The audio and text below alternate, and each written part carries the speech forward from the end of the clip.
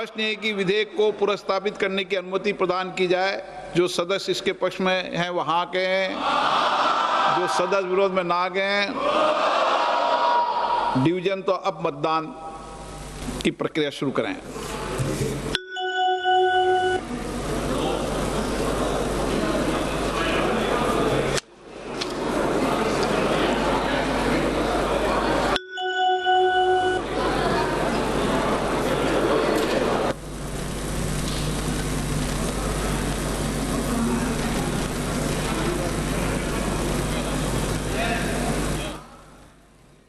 தொகுதி மறுவரையறை மசோதா தாக்கல் செய்வதற்காக அறிமுகம் செய்வதற்கான அந்த வாக்கெடுப்பு அப்படிங்கிறது தொடங்கி இருக்கிறத பார்க்கிறோம். நம்ம ஸ்கிரீன்ல ஒரு பக்கம் பார்க்கக்கூடிய அந்த காட்சிகள் எவ்வளவு பேர் வாக்களிக்கிறாங்க இந்த மசோதாவுக்கு அறிமுகம் செய்வதற்கான அப்படிங்கிற காட்சிகளையும் நம்ம பார்க்கிறோம்.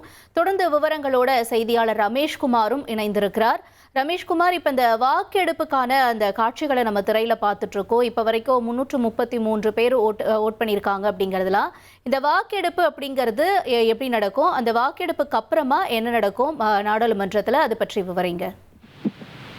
இந்த மகளிர் இடஒதுக்கீடு தொடர்பான அரசியல் சாசன சட்ட திருத்த மசோதா மற்றும் தொகுதி மறுவரையறை மசோதா என்பது மக்களவையில் அறிமுகம் செய்யப்பட்டிருக்கிறது. இந்த மசோதாவை அறிமுகம் செய்வதற்கு அறிமுக நிலையிலேயே பல்வேறு எதிர்க்கட்சிகள் எதிர்ப்பு தெரிவித்து வருகின்றன. இதனைத் தொடர்ந்து இந்த மசோதா இன்னும் முறையாக தாக்கல் செய்யப்படவில்லை. இந்த மசோதாவை தாக்கல் செய்யலாமா வேண்டாமா என்பது குறித்து முடிவு செய்வதற்கான வாக்கெடுப்பு தற்போது நடைபெற்று வருகிறது. பொதுவாக இது போன்ற மசோதாக்களை தாக்கல் செய்யலாமா வேண்டாமா என்பது குரல் வாக்கெடுப்பின் மூலமாகத்தான் முடிவு செய்யப்படும். ஆனால் யாராவது எங்களுக்கு அதில் ஆட்சேபம் இருக்கிறது, டிவிஷன் அதாவது வாக்கெடுப்பு வேண்டும் என்று ஆட்சேபம் தெரிவித்தால் அந்த வாக்கெடுப்பிற்கு விடப்படும். அப்படிதான் முதலில் இந்த மசோதாவை தாக்கல் செய்யலாமா வேண்டாமா என்பது குறித்து குரல் வாக்கெடுப்பு நடத்தப்பட்டது. ஆனால் குரல் வாக்கெடுப்பு முடியாது என்று எதிர்க்கட்சிகள் ஆட்சேபம் தெரிவித்ததால் தற்போது டிவிஷன் என்று சொன்னால் அது ஆட்டோமேட்டிக் ஓட் ரெக்கார்டர் என்ற ஒன்று இருக்கிறதா, தானியங்கு முறையிலான வாக்குப்பதிவு என்ற ஒன்று இருக்கிறது. அதன் அடிப்படையில் எத்தனை பேர் ஆதரவு எத்தனை பேர் எதிர்ப்பு என்பதை நாம் தெரிந்து கொள்ள முடியும். அந்த அடிப்படையில் அந்த வாக்கெடுப்பு என்பது தற்போது நடைபெற்று வருகிறது. தற்போது வரை சுமார் 333 பேர் அதில் வாக்களித்திருப்பதாகவும் 207 பேர் ஆதரவாகவும் 126 பேர் அதற்கு எதிராகவும் வாக்களித்திருப்பதாக அந்த திரைப்பலகையின் மூலமாக தெரிந்து கொள்ள முடிகிறது. இது ஆட்டோமேட்டிக் ஓட் ரெக்கார்டர் என்று சொல்வார்கள். அந்த அடிப்படையில் அந்த வாக்குகள் என்பது பதிவு செய்யப்பட்டிருக்கிறது. இதனைத் தொடர்ந்து சபாநாயகர் தன்னுடைய முடிவுகளை அறிவிப்பார். அதன் பிறகு இந்த மசோதா முறைப்படி தாக்கல் செய்வதற்கு பெரும்பான்மை உள்ளதா இல்லையா என்பது முடிவு செய்யப்படும். இப்ப இதற்கிடையில ஒரு காரசார விவாதமும் நடந்தது அப்படிங்கறத நம்ம பார்க்கிறோம். உள்துறை அமைச்சர் அமித்ஷாவோடையும் அந்த விவாதம் என்ன நடந்துச்சு ரமேஷ்? அதாவது காங்கிரஸ் கட்சியை பொறுத்தவரை அவர்கள் சொல்வது, நீங்கள் தேர்தல் ஆதாயத்திற்காக தான் இந்த மசோதாவை கொண்டு வருகிறீர்கள்.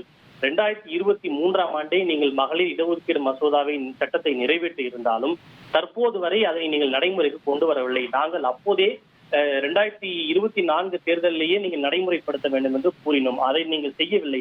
தற்போது தேர்தல் ஆதாயத்துக்காக அதை கொண்டு வருகிறீர்கள். இரண்டாவது, நீங்கள் மகளிர் இடஒதுக்கீடு என்பதை ஒரு சாக்காக வைத்துக் கொண்டு தொகுதி மறுவரையறைக்காக தான் இந்த மசோதாவை தற்போது கொண்டு வந்திருப்பதாக காங்கிரஸ் கட்சியின் சார்பில் பேசிய KC வேணுகோபால் அவர்கள் தெரிவித்தார். சமாஜ்வாதி கட்சியின் சார்பில் பேசிய உறுப்பினர் அவர்கள் இந்த மசோதா உள்நோக்கத்தோடு கொண்டு வரப்பட்டிருக்கிறது. இதில் இஸ்லாமிய சமூகத்தை சார்ந்த பெண்களுக்கும் இடஒதுக்கீடு வழங்கப்பட வேண்டும் என்கிற ஒரு கருத்தை தெரிவித்தார். அப்போது குறுக்கிட்டு பேசிய உள்துறை அமைச்சர், மதத்தின் அடிப்படையில் இடஒதுக்கீடு வழங்குவதற்கு அரசு சாசனத்தில் இடம் இல்லை என்று தெரிவித்தார். திமுகவின் சார்பில் பேசிய திரு TR பாலு அவர்கள், இந்த மசோதாவை நாங்கள் கடுமையாக எதிர்க்கிறோம். அதாவது மகளிர் இடஒதுக்கீட்டை நாங்கள் ஆதரிக்கிறோம், ஆனால் மகளிர் இடஒதுக்கீடு என்கிற பெயரில் நீங்கள் தொகுதி மறுவரையறையை கொண்டு வருகிறீர்கள், அதை நாங்கள் எதிர்ப்பதாக தெரிவித்தார். இதனை கண்டித்து தங்களுடைய தலைவர் ஸ்டாலின் அவர்கள் கூட கருப்பு சட்டை அணிந்து கருப்பு கொடியை ஏற்றி போராட்டம் நடத்தியதை TR பாலு அவர்கள் சுட்டிக்காட்டினார். அப்போது குறுக்கிட்டு பேசிய அவைத்தலைவர் ஓம் பிர்லா அவர்கள், நீங்கள் கருப்பு கொடி காட்டினால் என்ன, மஞ்சள் கொடி காட்டினால் என்ன, அவற்றை ஏன் இங்கே கூறுவீர்கள் என்று ஒரு கிண்டலாக ஒரு கேள்வி எழுப்பினார்.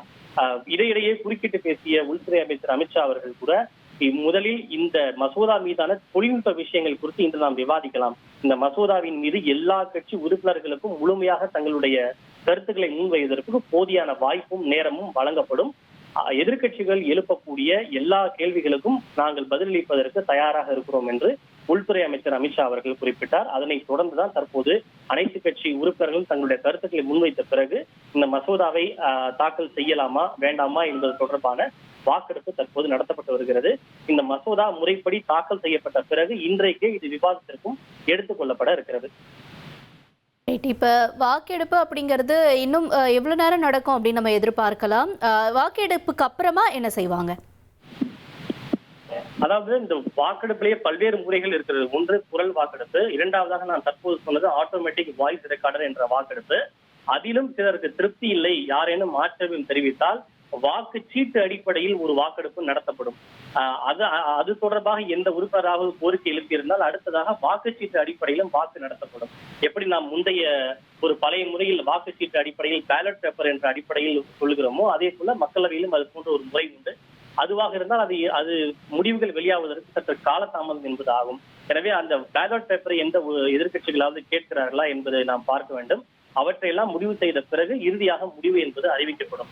இதில் நாம் பார்க்க வேண்டிய ஒரு விஷயம், இந்த மசோதாவை நிறைவேற்றுவதற்கு மத்திய அரசு சாதுரியமான நகர்வு ஒன்றை வைத்திருக்கிறது. அதாவது மக்களவையினுடைய விதி 66 என்ற ஒன்று இருக்கிறது. அந்த 66 என்ன சொல்கிறது என்றால், ஒரே நேரத்தில் 2-3 மசோதாக்களை கொண்டு வரும்போது அந்த மசோதாக்கள் ஒன்றோடு ஒன்று தொடர்புடையதாக இருந்தால் அவை அனைத்தையும் ஒரே நேரத்தில் விவாதத்திற்கு எடுத்துக்கொள்ளவோ வாக்கெடுப்பு விடவோ கூடாது. அவற்றை தனித்தனியாகத்தான் விவாதத்திற்கு எடுத்துக்கொள்ள வேண்டும், வாக்கெடுப்பு நடத்த வேண்டும் என்று கூறுகிறது. அதுதான் மக்களவையினுடைய பிரிவு 66.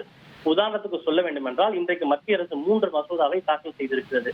ஒன்று மகளிர் இடஒதுக்கீடு தொடர்பான அரசியல் சாசன சட்டத்திருத்த மசோதா, அடுத்து யூனியன் பிரதேச சட்டத்திருத்த மசோதா மற்றும் தொகுதி மறுவரை ஆணைய மசோதா. 3 மசோதாக்களை தாக்கல் செய்திருக்கிறது. இவை மூன்றும் ஒன்றோடு ஒன்று தொடர்புடைய மசோதாக்கள். பொதுவாக இதுபோது ஒன்றோடு ஒன்று தொடர்புடைய மசோதாக்கள் தாக்கல் செய்யப்படும் போது அவை தனித்தனியே தான் விவாதத்திற்கு எடுத்துக் கொள்ளப்பட வேண்டும் என்று மக்களவை விதி 66 சொல்கிறது. ஆனால் மத்திய அரசு ஒரு சாதுரியமான நகர்வை தற்போது முன்னெடுத்திருக்கிறது. அதாவது இந்த விதி எண் 66 விலக்கு அளிப்பது தொடர்பான ஒரு தீர்மானம் ஒன்றையும் மத்திய அரசு முன்மொழிய இருக்கிறது. அப்படி அந்த தீர்மானம் முன்மொழியப்பட்டால் இந்த 3 மசோதாக்களும் ஒரே நேரத்தில் விவாதத்திற்கு எடுத்துக் கொள்ளப்பட்டு ஒரே நேரத்தில் வாக்கெடுப்பிற்கும் விடப்படும். அப்போது என்னவென்றால், பெரும்பாலான எதிர்க்கட்சிகள் தொகுதி மறுவரையறைக்கு எதிர்ப்பு தெரிவிக்கிறார்கள், ஆனால் மகளிர் இடஒதுக்கீட்டுக்கு ஆதரவு தெரிவிக்கிறார்கள். ஆனால் வாக்கெடுப்பு என்று நடத்தப்படும் போது இரண்டுக்கும் ஒன்றாகத்தான் வாக்கெடுப்பு என்பது நடத்தப்படும். இதில் எதிர்க்கட்சிகள் நாங்கள் தொகுதி மறுவரைக்கு எதிர்ப்பு தெரிவிக்கிறோம் என்று எதிர்த்து வாக்களித்தால் அவர்கள் மகளிர் இடஒதுக்கீட்டுக்கும் எதிர்ப்பு தெரிவித்ததாகவே கருதப்படும். இதற்கு பயந்து எதிர்க்கட்சிகள் மகளிர் இடஒதுக்கீட்டிற்கு ஆதரவாக வாக்களித்தால் தொகுதி மறுவரைக்கும் ஆதரவாக வாக்களித்ததாகவே கருதப்படும். எப்படி இருந்தாலும் எதிர்க்கட்சிகளை சாதுரியமாக மடக்கி இந்த மசோதாவை நிறைவேற்றும் வகையில் தான் இந்த முன்னெடுப்பை மத்திய அரசு கொண்டு வந்திருக்கிறது. எனவே இந்த மக்களவை விதி எண் 66க்கு விலக்கு அளிக்கக்கூடிய ஒரு தீர்மானம் ஒன்றையும் மத்திய சட்டத்துறை அமைச்சர் அர்ஜுன் ராம் மெக்வால் சட்ட நேரத்திலே அவர் முன்மொழியே இருக்கிறார். இது அரசியல் சாசன சட்ட திருத்த மசோதா என்பதால் இந்த மசோதாவிற்கு சிம்பிள் மெஜாரிட்டி மட்டும் போதாது, 3/2 பங்கு உறுப்பினர்களுடைய ஆதரவு என்பது தேவை. ஆனால் தற்போது இருக்கின்ற பாஜக அதன் கூட்டணி கட்சிகளோடு சேர்த்து பார்க்கின்ற போது அந்த கூட்டணிகளுக்கு 3/2 பங்கு மெஜாரிட்டி என்பது இல்லை. அப்படி என்றால் எதிர்கட்சி, குறிப்பாக இந்தியா கூட்டணியில் இருக்கக்கூடிய சில கட்சிகளும் ஆதரவு தெரிவித்தால் தான் இந்த மசோதா மக்களவையிலே நிறைவேற்றப்படும். சுமார் 360க்கும் மேற்பட்ட உறுப்பினர்களின் ஆதரவு என்பது தேவை. எனவே என்ன பார்க்கப்படுகிறது என்றால், இந்தியா கூட்டணியில் இருக்கக்கூடிய சில கட்சிகளே இந்த மசோதாவிற்கு ஆதரவாக வாக்களிப்பார்கள் என்றே கருதப்படுகிறது. குறிப்பாக ஜம்மு காஷ்மீரில் இருக்கக்கூடிய ஒமர் அப்துல்லா, ஜார்க்கண்ட் முக்தி மோர்ச்சா, ஜார்க்கண்டில் ஆளும் கட்சியாக இருக்கக்கூடிய ஜார்க்கண்ட் முக்தி மோர்ச்சா, இந்த கட்சிகள் எல்லாம் இந்தியா கூட்டணியில் இருந்தாலும் மசோதாவை ஆதரித்து வாக்களிப்பார்கள் என்று எதிர்பார்க்கப்படுகிறது. 1,28,00,000 மனங்களை வென்ற தந்தை டிவி யூடியூப் சேனல். தவிர்க்க முடியாத தம்ப்நெயில், கலக்கலான கான்டென்ட்ஸ். நீங்களும் இந்த குடும்பத்தில் இணைய இப்பவே சப்ஸ்கிரைப் பண்ணுங்க. அசுரபலம் கொண்ட எங்கள் டிஜிட்டல் கரங்களில் உங்கள் விளம்பரங்களை சேர்க்க வாட்ஸ்அப் பண்ணுங்க. 8939888838. Email advttv@dttv.in.